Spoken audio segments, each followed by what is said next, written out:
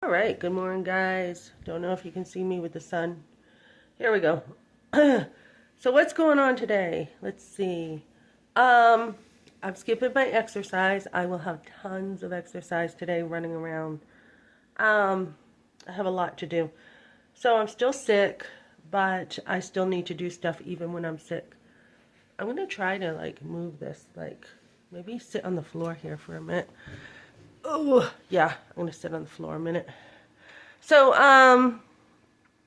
so what's going on? Hopefully my leg does not cramp up. My leg sometimes cramps up and it's like a sciatic nerve that my son was on, my fifth son, when I had him. And I was in the tub and I'm like, oh my goodness, get him off my nerve. Get him off my nerve. This was a home birth. And so ever since then, sometimes my leg will cramp up and I'll be like, you know what? I can't move. It happened recently. Once I was at work and I felt like I was stuck. And then another time I was at the library doing a Zoom call. I literally could not move during that Zoom call. And the person I was having a call with, they're like, are you okay? And I'm like, I'll be okay. So, yeah. And I'm still active. It doesn't really bother me that much. But what's going on today? So I did get approved for a Nissan Altima. Um, looking to get that. Payments are pretty low. But there is a cost with a down payment. And I don't believe my van is going to cover it. So ladies, you have to get creative. You have to be like, okay, so if this doesn't work, how else can I figure things out? So, just talking pro-life a minute, guys, there will always be something. Always. Even yesterday, I go to this store that I've been to before over in Larkspur, and I'm like, okay, I'll be okay with gas. I can stop on the way home, stop there. The store is closed. And I'm like, what the heck? They had winter hours, which last time I went there was in the summer.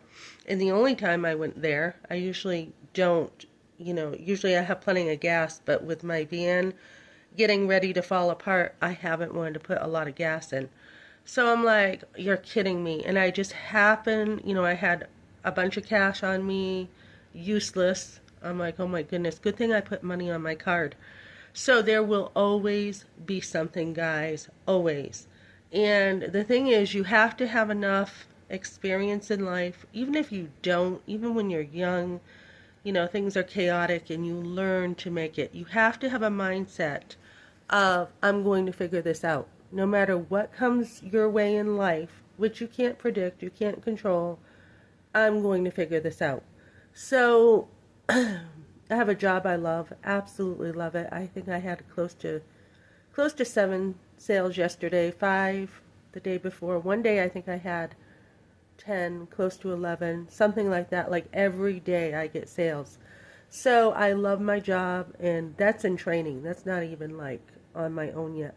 I have the potential to make it big, so I don't want to lose this job, guys. So, so with that in mind, I have to travel, and I'm like, there's no bus up there. There's no way to get there for me unless I get a vehicle. So today I'm going to have to figure it out, just like everything else you figure out, guys, in life. I mean, when you're a mom, there will always be a crisis. I was talking to a guy the other day who had 11 kids. And when I was talking to him in the garage about my van, he's like, there's always something. There will always be something. So do not let that stop you from having kids.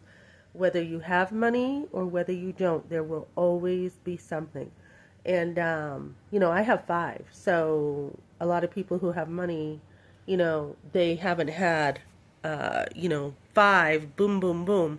Or like my grandmother who had 10. I mean, she didn't really have a break. She had 10 kids in 12 and a half years. How do you get ahead of that with my grandfather having 3 jobs, right?